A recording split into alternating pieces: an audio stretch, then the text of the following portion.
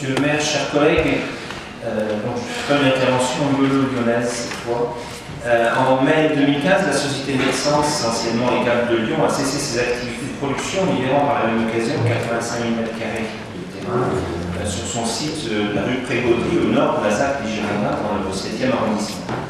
En avril dernier, la métropole de Lyon a acquis une partie de ce tènement pour un coût de 14 millions d'euros afin d'aménager des équipements publics, et en particulier un collège dont la construction a été décidée en mars 2018. Ce site, anciennement industriel, relevant du régime des installations classées, le conseil municipal doit aujourd'hui émettre un avis sur la demande d'établissement au service d'utilité publique afin de s'assurer du suivi de la dépollution des tènements. Les études réalisées, comme cela a été rappelé par M. Sécheresse, par la société Nexens, établissent que le risque sanitaire lié aux pollutions résiduelles du site est acceptable pour un usage industriel, artisanal, tertiaire, en précisant pour des bureaux, ou de parking, à condition de respecter les hypothèses retenues dans cette analyse, à savoir l'imperméabilisation à certaines zones, le maintien d'un recouvrement systématique des sols et l'absence d'usage de la nappe.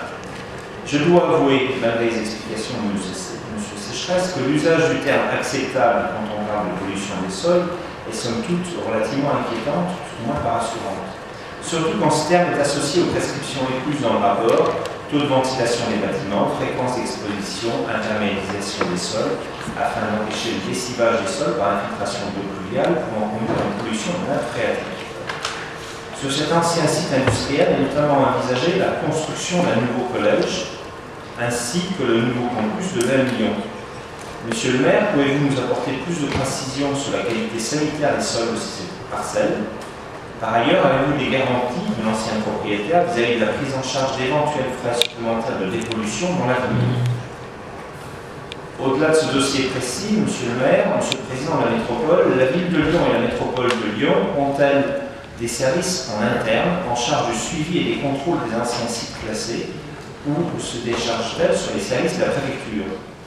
Dernière question, concernant cette fois le suivi de la qualité de la nappe phréatique. C'est un sujet que j'ai déjà abordé plusieurs fois sans réponse très précise. J'ai effectivement demandé à plusieurs reprises des informations sur les outils mis en œuvre pour suivre la qualité des eaux des nappes phréatiques lyonnaises. Un suivi aussi bien en termes chimiques, bactériologiques, mais aussi vis-à-vis du niveau de ces nappes et de leur température, particulièrement en période estivale. En effet, de plus en plus d'immeubles utilisent ces nappes pour leur climatisation. Nous aurons d'ailleurs très certainement une demande d'autorisation pour les futurs bâtiments qui vont être construits sur l'ancien site Nexens. Par ailleurs, les parkings souterrains, privés au public, mais aussi les lignes de métro ont profondément modifié les courants qui irriguent ces nappes phréatiques. Aussi, il y a urgence qu'une étude globale de nos nappes soit lancée avec un suivi dans le temps pour voir l'évolution temporelle. Je vous remercie des précisions que vous apporterez à ce rapport.